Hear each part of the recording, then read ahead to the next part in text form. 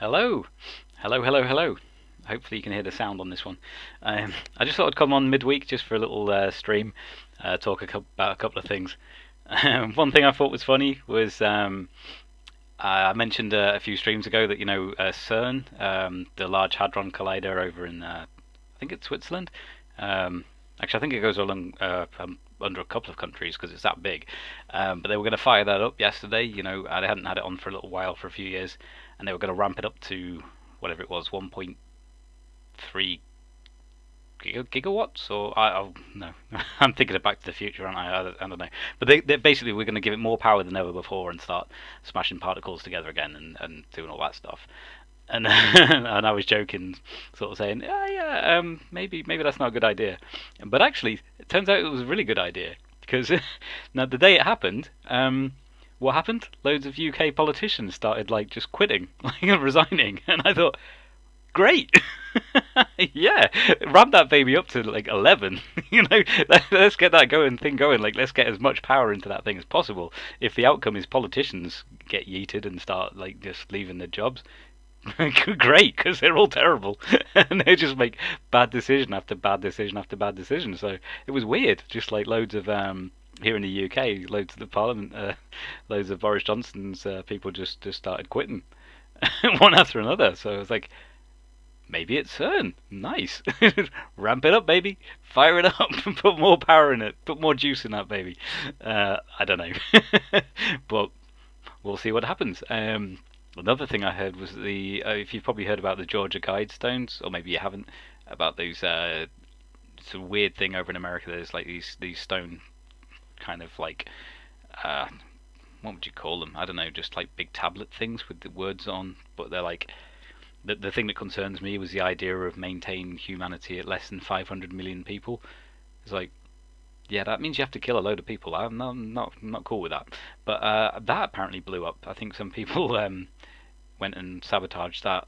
I'm not going to lose any sleep over that, I tell you. But or maybe it was CERN again. Maybe CERN did something good and just blew up the Georgia Guidestones. I don't know. I haven't really read much into that, what was going on there, but certainly the politicians thing, it was funny timing. It was like they fire it up, they switch it on, and then yeah, all the politicians start leaving. Oh, yeah, fair dues. But just to share what's been going on with me lately, yesterday was my 19th wedding anniversary. So if anybody's interested, where is it now? Oh, I'm pressing the wrong buttons like a boomer. This one? Yeah, so there was it. So, Large Hadron Collider successfully restarted at record energy, revving up the search for dark matter. So they did that, and some interesting things happened, and politicians started resigning. Give it more power, baby. Fire it up. But yeah, so this, I've muted the sound because there's music to this, which would get me a copyright thing immediately. But yeah, this was my wedding 19 years ago. There's my lovely wife. There's Mrs. DanceBiker. She barely ages. Thankfully, she's still as gorgeous as ever. There we go. Mother-in-law. She's sadly not with us anymore. My father-in-law. And just skip it on. There she is, the lovely Mrs. That's me when I used to be young, and before we had kids. Look at that dress, man. That was a good day.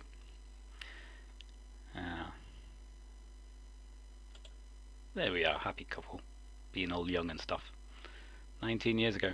So to celebrate, because I'm such a great husband, I took her to IKEA. That's what I did. Yeah, she's living the high life, isn't she? IKEA. But do you know what it was? The reason we went there is because we had never, although we'd been there like 2 or 3 times just to get bits of furniture for the house and stuff over the years, we'd never actually gone into the restaurant part, and it was like, everyone talks about the Swedish meatballs there, and it's like good restaurant and stuff. So I thought, well, we'll do that. The kids are at school. We'll actually have time to go and have a date at IKEA. I know it might sound sad, but we really enjoyed it. We just potted around and looked at the nice sort of home stuff, and then went and had the meatballs and gravy and stuff, mashed potatoes, and it was really nice.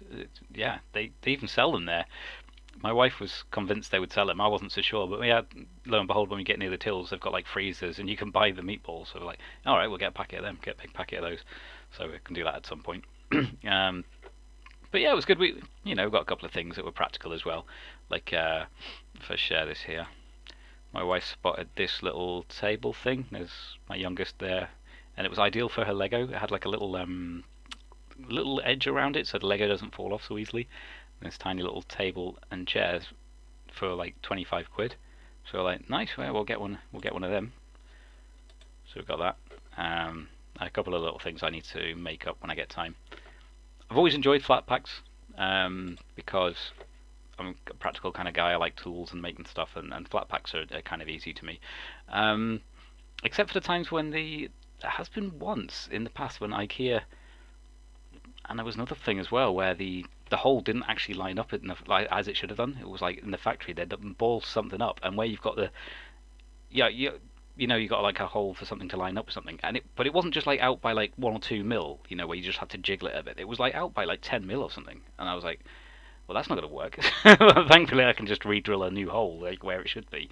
But usually they're pretty good. I mean, usually the stuff is spot on, and the tolerances are such that everything just fits together and stuff. But thankfully, if ever I've come across a flat pack that didn't fit together, I could just grab my tools and sort that out. I think that's why we got a really cheap sofa once. I think it was Homebase, when we used to have a Homebase here. There was a sofa. We didn't actually go in for that. We went in for Christmas decorations or something and came out with a sofa because it was so cheap. And then when I found out, it was because where there was some panel bits at the back that you sort of like bolt together, there was 2 bolts on each of these bits. Like the hole was about 40 mil out of place. So it was like some kind of factory cock up, and that's probably why they were selling them off cheap. But all it needed was me to like drill a new hole, and it worked. So I was like, okay, well, I'll have a cheap sofa. It was back at the time when we were sort of first married, and you just, if you grab what you need to grab, regardless of what it looks like, it's like, okay, it's a sofa, it functions, it's pretty cheap, let's get that. Served the purpose. I think it was an odd colour as well. I think it was like a dark blue. And then we went and got a mostly white cat. And the thing just got covered in cat hair. So it's like, oh yeah, that's not going to work. So yeah, I think we ended up getting like a throw to put over it or something to try and protect it against the cat. Because this whole house is basically, I'd say it's like made up of 90% cat hair, holding the whole house together. It's just the amount of hair that comes off that cat's amazing. And having a wife and daughters as well, like hoovers, you use them for 5 minutes, and then like the roller, I've got to take the roller off and cut all the hair off, and it's like this massive rodent type creature appears from the hoover, like just from the roller. Like, hide that in the bin. You do another 10 minutes of hoover, and then you've got to cut off another rodent's worth of hair. It's amazing, but they've still got loads of hair on their head. I don't get it. It's like, how does that work? I don't know. It's I don't think it's mine. I haven't got much left, to be honest. So yeah. Anyway, so yeah, that was nice. So I had my anniversary, 19 years, and the lucky girl living the dream. I took her to IKEA for the IKEA restaurant. But yeah, we enjoyed that. Let's see. Oh, I'm pressing the wrong buttons again. I can't remember. Hang on, see if I can get my screen back on. There we go. This isn't my wedding. I don't even know what it is. Get rid of that. I was just having a quick look at the news. Was it here? Police despair as woman calls 999 over massive spider. She demands to be removed from her house. Oh man, people are crazy. That's the thing when you do a job like that, where you're dealing with the general public, like say taking 999 calls, is you get the genuine stuff, but at the same time you get, because you're dealing with the whole public, all the people that are just proper crazy will call through, and obviously they don't realise when they first get the call, they think it's going to be a genuine normal call sort of thing, and then I've done these kind of jobs, and sometimes it takes a few seconds, and then you think, hang on a minute, this person isn't quite all there. But you don't know at the start of the call that that's the case. So yeah, they probably have to deal with all sorts of crazy stuff on the 999 line, I tell you. But that must be tough because they've got to try and make sure they don't dismiss something that is genuine. I guess if somebody's drunk or drugged or got low blood sugar from diabetes, they might sound like they're making no sense, but they might be in a genuine need. So it's yeah, it must be a tough job at times trying to figure stuff out, trying to make the right calls. But let me see, was there anything else going on in the news? Not that I really want to get into, but I just thought it was funny that the day they switch on CERN, all sorts of weird stuff goes on with the UK politics. That made me laugh because I don't particularly like any of them. I'll be honest. Between like Labour and Conservative, I don't think either of them are any much cop. Years back when Conservative had a coalition with the Lib Dems actually managed to force them to take a couple of their policies on, which were actually pretty good for families. But so of course Conservatives could kind of like pretend it was they're doing, oh yes, we've done this and that for families. It's like, yeah, that was because the Lib Dems forced you to. That wasn't your policy. But politicians, they'll try and take credit for other people's stuff all the time. In fact, I can't remember which one it was. It was one of them that was bragging about how many doctors were coming out of training that were going to be joining the workforce.